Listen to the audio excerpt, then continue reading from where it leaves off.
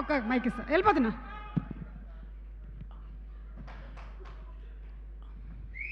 అందరికీ నా హృదయపూర్వకమైన నమస్కారాలు తెలియజేసుకుంటున్నాను. ఈ టైంకి ఇంట్లో పడుకునే టైం, నేను నిద్రపోయే టైం జనరల్గా. ముఖ్యంగా ఈ సినిమాకి నీకు సంబంధం ఏంటని ఎవరన్నా అడిగాడు అనుకోండి, I don't have answer for that.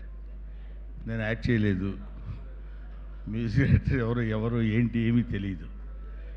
నేను ఈ ఫంక్షన్కి రావడానికి ముఖ్యమైన రీజన్, మంచి మనిషి, మంచి ఆలోచనలు ఉన్న మనిషి, మంచి కార్యాచరణ ఉన్న మనిషి, అంతకు మించి మంచి భక్తుడు, నా మిత్రుడు అర్జున్. నాకు ఫోన్ చేసి, బ్రహ్మానంద గారు మా అమ్మాయి సినిమా ప్రీ రిలీజ్ ఫంక్షన్, అక్కడితో ఆయన వాయిస్ కట్ అయిందని ఆ వాయిస్ అందులో ఇంక్లూడ్ అయింది, నేను తప్పకుండా వస్తున్నాను సార్, ఎక్కడ, ఎన్ని గంటలకి, ఏంటి ఆఫీస్ అని అడిగాను. ఎందుకంటే యాక్టర్స్ చాలామంది ఉంటారు, actors with character, actors with humanity, actors with culture, actors with behavior. Very few people will be like that. That's one of the gentleman, Mr. Arjun. I love him. అందుకని నేను ఇక్కడికి వచ్చాను. రెండో పాయింట్, నాకు ఈయన చెప్పిన దానిలో ముగ్గురు వ్యక్తుల్ని నేను సన్మానిస్తున్నానండి. సన్మానం అనేది పెద్ద పేరు అవుతుందేమో, వాళ్ళని మనం సన్మానించుకునేంత స్థితి కాదు, కానీ వాళ్ళని కనీసం మనం గుర్తించాల్సిన బాధ్యత ఉందని ఒక మానవతావాదిగా నాకు అది చెప్పినప్పుడు ఒకసారి గుండెలో ఎక్కడో, నిజంగా ది గ్రేట్ థింగ్, మనకి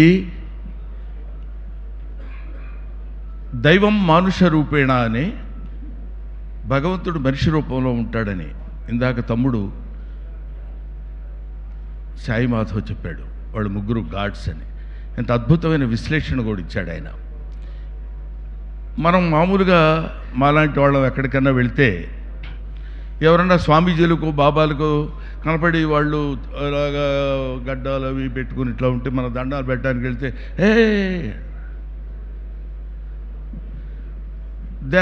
we think they are the embodiments of God, but they are not. ఎందుకు కాదని అంటున్నానంటే, ఆయన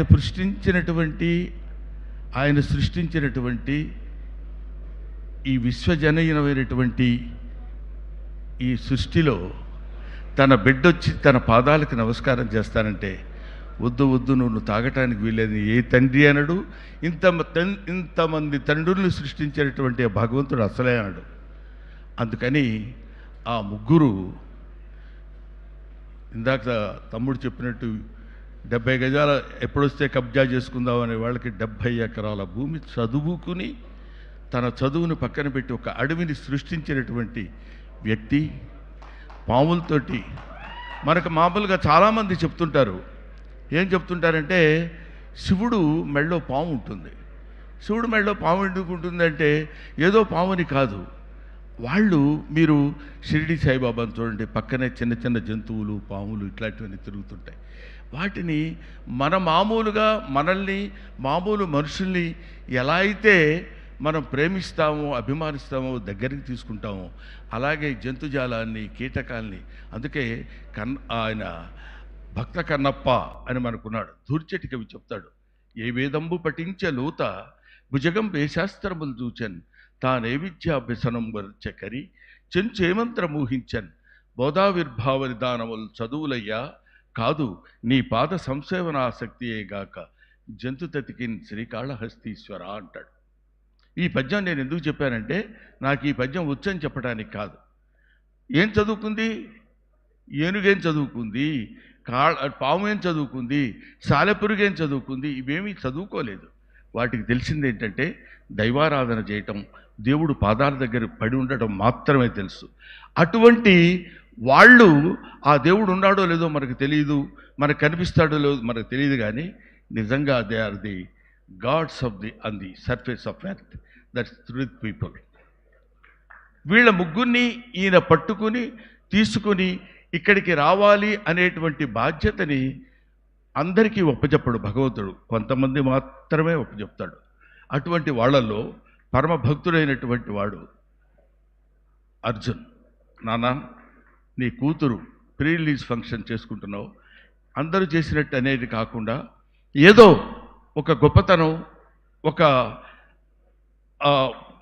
నిజాయితీ, జీవితాన్ని త్యాగాలు చేసినటువంటి మనుషుల్లో గొప్పవాళ్ళు, మనుషుల్లో దైవత్వం ఉన్నటువంటి వాళ్ళని నువ్వు చూజ్ చేసుకుని వాళ్ళకి సంతృప్తికరంగా నువ్వు సంతృప్తి పడే విధంగా వాళ్ళని గౌరవించరా అని పరమేశ్వరుడు అతనిలో ప్రవేశించి ఈ పని చేయించాడేమో అనిపించింది. ఇటువంటి పని, ఇలాంటి అద్భుతమైనటువంటి కార్యక్రమం చేయటానికి కొంతమందిని నియమిస్తాడని చెప్పాను కదా భగవంతుడు. అటువంటి వాళ్ళలో అర్జున్ ఒకడు. చిన్నవాడైనా ఎంతో మంచి మనిషి. అతను ఇలాంటి పని చేస్తున్నాడు అన్నప్పుడు నేను అనుకున్నాను, వాళ్ళు ఎలాగో కాళ్ళకు దండం పెట్టేటప్పుడు పాదస్పర్శ చేయనివ్వరు, కానీ వీళ్ళు మాకు బేవర్స్గా దొరికారు, మాకేమీ ప్రాబ్లం లేదు.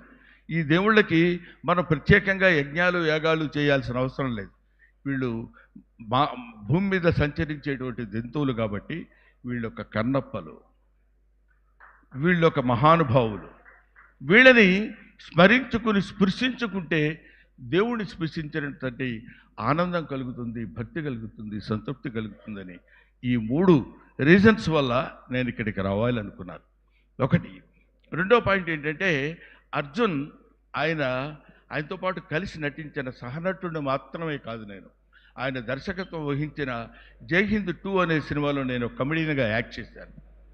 కాబట్టి ఒక డైరెక్టర్ నన్ను పిలిచి కమాండింగ్గా, మీరు కైండ్లీ మా సినిమాలో మీరు యాక్ట్ చేశారు కదా, లేకపోతే యు ఆర్ మై ఆర్టిస్ట్, మీరు మా ఫంక్షన్కి రావాలండి అని అడగొచ్చు, అదర్వైజ్ డిమాండ్ చేయొచ్చు. ఎప్పుడు డిమాండింగ్ అనేది మా సతీ చెప్పాడు, ఆయన వల్ల కాదు. ఎదుటి వాళ్ళని బాధ పెట్టకుండా ఉండి తన పని చేయించుకోగలిగినటువంటి సమర్థుడు నా తమ్ముడు అర్జున్. కాబట్టి అతను పిలిచినప్పుడు నేను తప్పకుండా రావాలి, వెళ్ళాలి అనేటువంటి, ఎవరైనా వెళ్ళేటప్పుడు కూడా అడిగారు, ఏమంటే మీరు సినిమాలో యాక్ట్ చేశారా? అదిగో అశోక్ కుమార్ గారు కూడా అడిగారు ఇందాక, మీరు ఉన్నప్పుడు ఈ సినిమాలో ఉన్నారండి మీరు? ఈ సినిమాలో లేను, కానీ సినిమాలో ఉన్న లెజెండ్స్, ఇంటర్నేషనల్ స్టాండర్డ్స్ ఉన్నట్లు ఉన్నారు ఇక్కడ. దట్ ఈస్ సత్యరాజ్, ప్రకాష్ రాజ్, వీళ్ళు they are not ordinary people.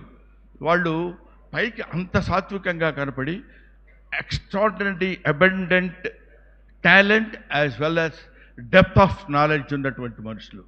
వాళ్ళు యాక్ట్ చేస్తుంటే క్యారెక్టర్స్ కనపడతాయి తప్ప నటీనటులు ఎక్కడా మీరు కనపడరు. అటువంటి నటీనటులతోటి ఈ సినిమాని నిర్మించినటువంటి అర్జున్ డెఫినెట్గా సక్సెస్ అవ్వాలి. మంచి మనుషులకి సక్సెస్ డెఫినెట్గా ఉంటుంది.